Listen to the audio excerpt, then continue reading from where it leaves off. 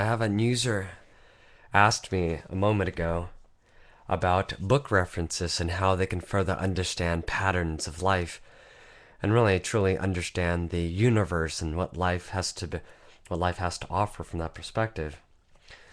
And I want to share with you this one of my favorite books. It's called The Prophet. Okay? And The Prophet, just in case you're curious, it's by Khalil Gibran or Gibran. And this book, to me, I was able to decipher from a perspective of the yin and yang, whereas you'll see a lot of, concepts of the contrast mentioned in this book, which is really awesome.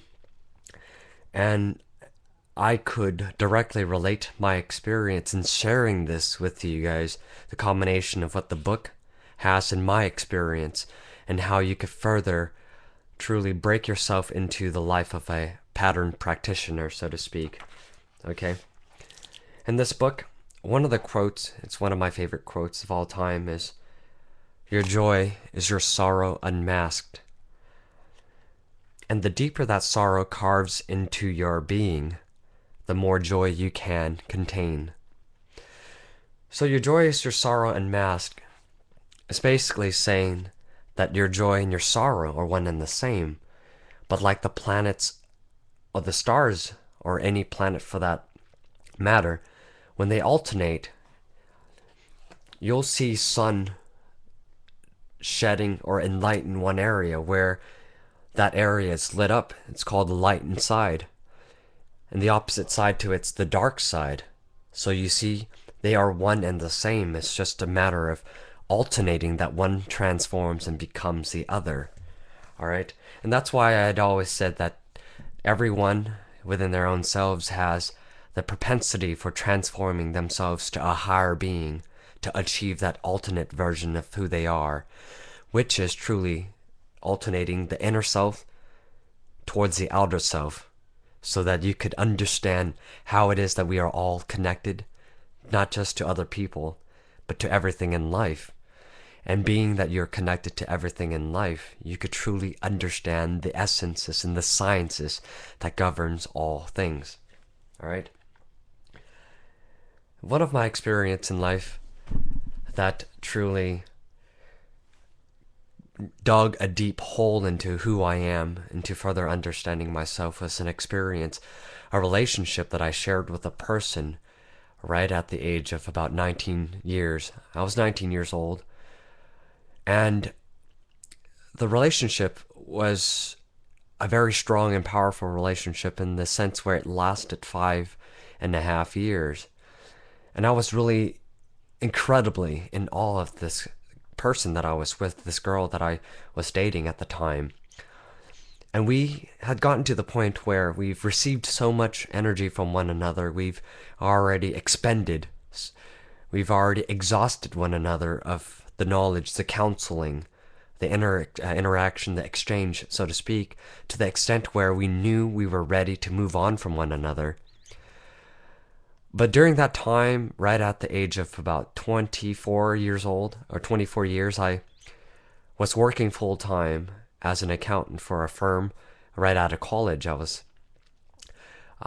moved right into an accounting firm as a public accountant, and I was busy working heavy hours. We're talking about 13-hour days, and there were, non-busy hours or days where I'd work only 9 to 10 hours, but to say the least, I was very busy and occupied and stressed out from a lot of these work, that the moment she had shared with me that she was ready to depart and move on from my life, from our relationship, it just broke me into pieces.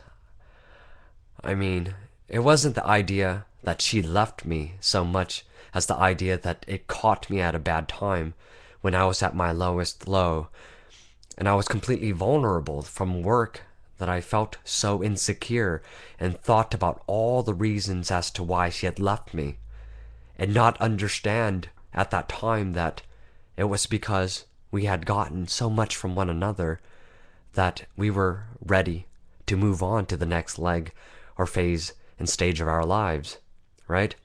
And that's what relationships was all about. And I learned over time was that we each serve as a stepping stone to one another, and not just to one another, perhaps with my relationship and anything else, with my relationship with a rock, my relationship with my pets, my relationship with the hobbies that I am into.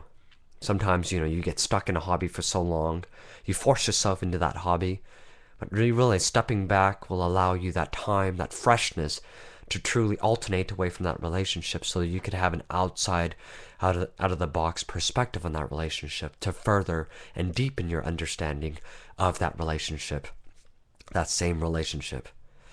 So I was so young in my development that I didn't fully understand that. Holistically, I didn't understand that in its totality, that I hung on to the idea that she left me for these various reasons. And, I was in a tremendously cloudy, confused state of being, or stage of my life, where I had gone into a depression for almost about 6 months in my life.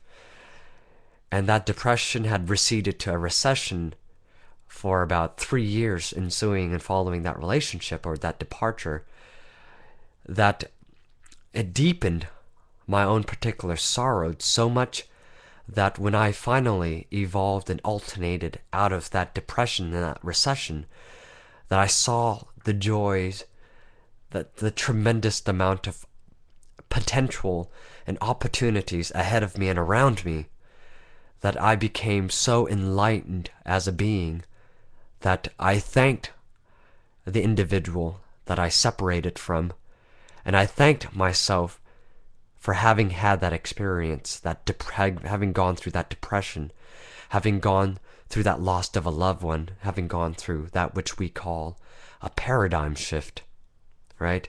So out of that experience, I became a completely different person, because now my sorrow was much more deepened, that I could contain much more sorrows, much more understanding, and that much more joy in life, to experience all the little things in life, the joys and the essence of what nature has.